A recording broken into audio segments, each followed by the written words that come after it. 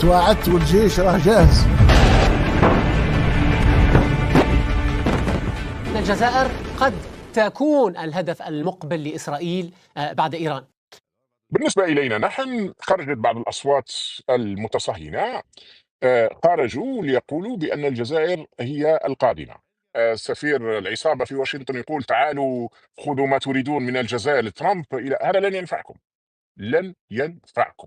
إلى أن الجزائر ستكون الهدف التالي بعد إيران، من ذلك حتى ملف الصحراء الغربية. يعني ودكتور أنا سمعت اليوم الإعلام العبري يحدد ما بعد إيران الأولويات، وضعوا تركيا، وضعوا أيضا الجزائر. تذكروا أكثر من مرة نقول لكم يا ناس، مشروع ما يسمى بأنبوب الغاز نيجيريا النيجر الجزائر للأسف الشديد لن يتحقق، لأن الأنبوب إذا لم يمر عبر الجزائر سيمر عبر حوالي 7 أو 8 دول.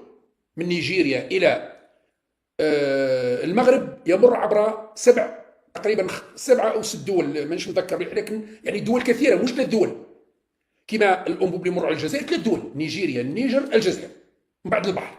بينما إذا مر عبر المحيط يمر عبر نيجيريا وكثير من دول، غينيا بيساو وكذا ومش عارف شكون، بنين وكذا وكذا وكذا وكذا، والسنغال وكذا، إلى غاية موريتانيا ومن بعد الصحراء الغربية. هل تسمح جبهة بوليزاريو بانتهاك حقوقها وتسمح أنه يمر الغاز عليها وهي ما تستفادش؟ أكيد راح تدخلوا في إشكالية. يجب أن تدخل الجزائر في صراع مع قطر وتركيا وروسيا. هل نحن على استعداد